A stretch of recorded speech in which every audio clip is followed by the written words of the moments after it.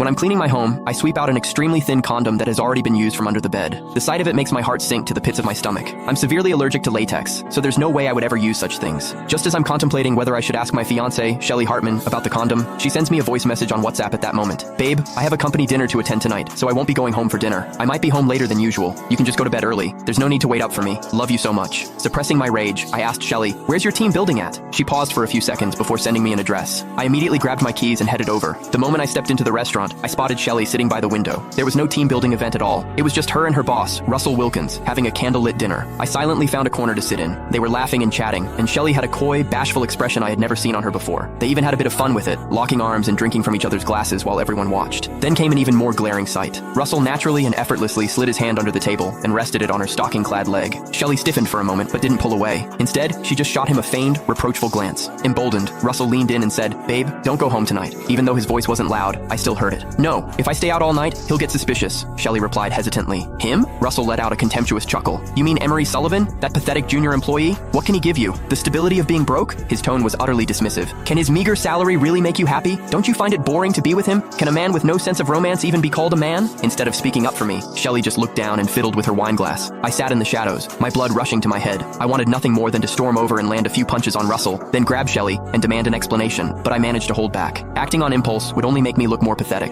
I was going to make them regret this and make them pay in my own way. Russell's hand lingered on her thigh the entire time. When he got up to pay the bill, his arm was tightly wrapped around Shelly's waist. She feigned resistance as she leaned into him, and the two of them headed toward the elevators to the hotel room like conjoined twins. After they disappeared, I sat for another 5 minutes before taking out my phone and sending Shelly a text. "Is your team building over? I'm nearby. I'll come up and get you." Once the message was sent, I placed my phone screen side up. I pictured her in some room upstairs, flustered the moment she saw the message. Half a minute later, Shelly called and said in a flustered tone, "You don't have to do that. We're still playing games, so it'll be a while. Maybe an hour or two? It's hard to say. You should head back. I'll just take a cab." "It's fine. I'm not in a hurry." I leaned back in my seat. "I'll wait for you downstairs. Come down when you're down, or tell me the room number, and I'll come up." "Don't come up!" She was practically shouting, then immediately realized her mistake and quickly lowered her voice to explain, "It should be wrapping up soon. Let me see if I can leave a bit early." "All right." In less than 5 minutes, Shelly came out. I looked her over. Her dress was slightly wrinkled, and there was a small tear in her stockings just above the knee. On the side of her neck was a small red mark, as if recently kissed hard. Most noticeable, though, was the look in her eyes. It carried a suppressed resentment and the impatience of someone who had been interrupted. Pretending not to notice, I smiled and walked up to her. "Did you have fun?" She walked straight past me, answering stiffly, "It was okay. Let's just go home." I nodded, not pressing any further, and followed her to the parking lot. Throughout the entire ride, she sat with her lips pressed tightly together, gazing out the window in silence. One could cut the tension in the car with a knife. Back home, she kicked off her heels